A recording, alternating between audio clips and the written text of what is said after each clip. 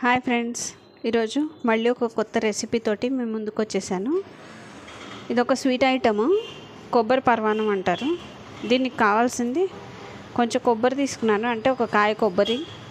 ఇదేమో కొంచెం ఒక గుప్పెడు బియ్యం నానబెట్టుకున్నాను, కాజు, బెల్లము, ఇలాచీ పౌడర్, అంతేనండి. దీన్ని ఏం చేయాలంటే ఇప్పుడు మిక్సీ జార్ తీసుకొని ఇదంతా వేసేసుకొని మెత్తగా గ్రైండ్ చేసుకోవాలి.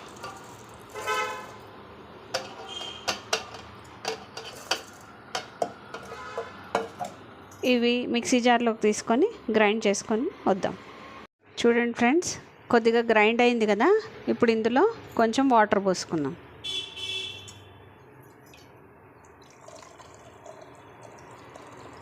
ఈ మాత్రం వాటర్ పడతాయి, ఒక 2 గ్లాసెస్ ఆఫ్ వాటర్. దీన్ని ఇప్పుడు మళ్ళీ గ్రైండ్ చేసుకోవాలి. చూడండి ఫ్రెండ్స్, ఇదిగోండి ఇలా గ్రైండ్ చేసుకోవాలి, మెత్తగా కాటికలాగా అయిపోవాలి. ఇప్పుడు అయిపోయిన తర్వాత ఇందులోనే మనము బెల్లం యాడ్ చేసుకోవాలి. ఇదిగోండి ఫ్రెండ్స్, ఇట్లా గ్రైండ్ చేసేసుకొని బెల్లం కూడా వేసుకున్న తర్వాత మనం గ్రైండ్ చేసేసుకున్నాము. గ్రైండ్ చేసేసుకొని దీన్ని ఒక గిన్నెలోకి తీసుకోవాలి. ఇలా ఒక గిన్నెలోకి తీసేసుకొని ఇప్పుడు స్టవ్ వెలిగించుకోవాలి. సిమ్లో పెట్టుకొని ఇది బాగా ఉడుకుతూ ఉండాలి, దగ్గరికి అవుతుందన్నమాట. ఇదిగోండి ఇలా బెల్లం మనకి మన స్వీట్కి ఎంత కావాలో అంత బెల్లం వేసుకోవచ్చు.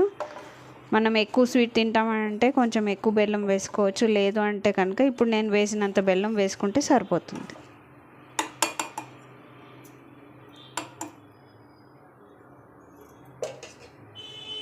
సో ఇది ఉడకబట్టనిద్దాం ఫ్రెండ్స్.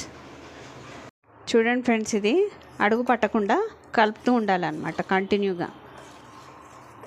ఎందుకంటే మనం బియ్యపిండి వేసాం కదా, బియ్యం వేసాం కదా, అది అడుగంటుతూ ఉంటుంది. అందుకని అడుగంటకుండా కంటిన్యూగా ఇలా తిప్పుతూ ఉండాలి. ఇప్పుడే పెట్టాం కాబట్టి ఇంకా ఉడికేదాకా రాలేదు, ఉడికే ముందు కంటిన్యూగా తిప్పుతూ ఉండాలి.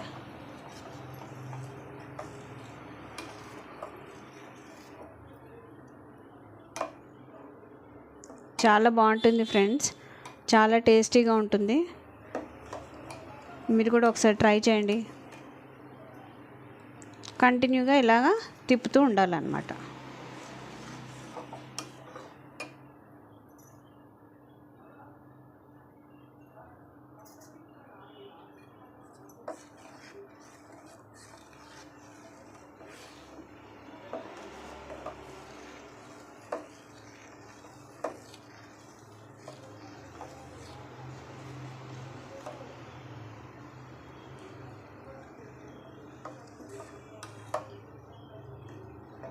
కంటిన్యూగా ఇలాగా తిప్పుతూ ఉండాలి.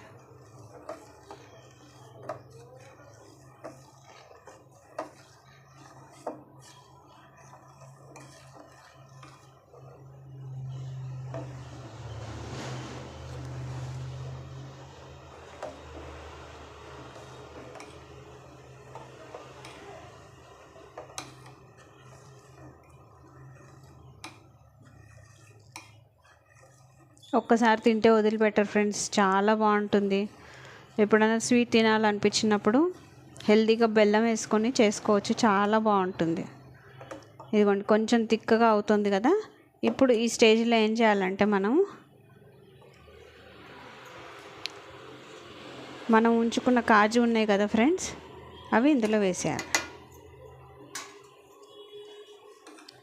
కాజు కూడా ఈ బెల్లంతో పాటు ఉడికి మంచి ఫ్లేవర్ వస్తుంది, చాలా బాగుంటాయి కాజు కూడా. అంటే నెయ్యిలో వేయించక్కర్లేకుండా డైరెక్ట్గా వేసేసుకోవాలి. ఇప్పుడు ఈ పాయసం ఉడుకుతూ ఉంటుంది కదా, పరమాన్నం, ఆ ఉడికేటప్పుడు కాజు కూడా ఉడుకుతాయి అన్నమాట. చాలా బాగుంటుంది.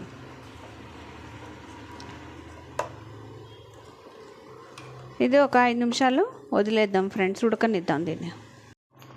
చూడండి ఫ్రెండ్స్, ఇది ఉడికిపోయింది కూడా ఆల్రెడీ. ఇప్పుడు ఈ స్టేజ్లో మనం కట్టేసుకోవాలి స్టవ్. కొంచెం ఇలాచీ పౌడర్ వేసుకొని కట్టేసుకోవాలి. అంతే, మన కొబ్బరి పరమాన్నం రెడీ. దీన్ని చక్కగా పాలు వేసుకొని తాగితే సూపర్గా ఉంటుంది. మీరు కూడా ఒకసారి ట్రై చేయండి. నా ఛానల్ లైక్ చేయండి, షేర్ చేయండి, సబ్స్క్రైబ్ చేయండి. Thank you.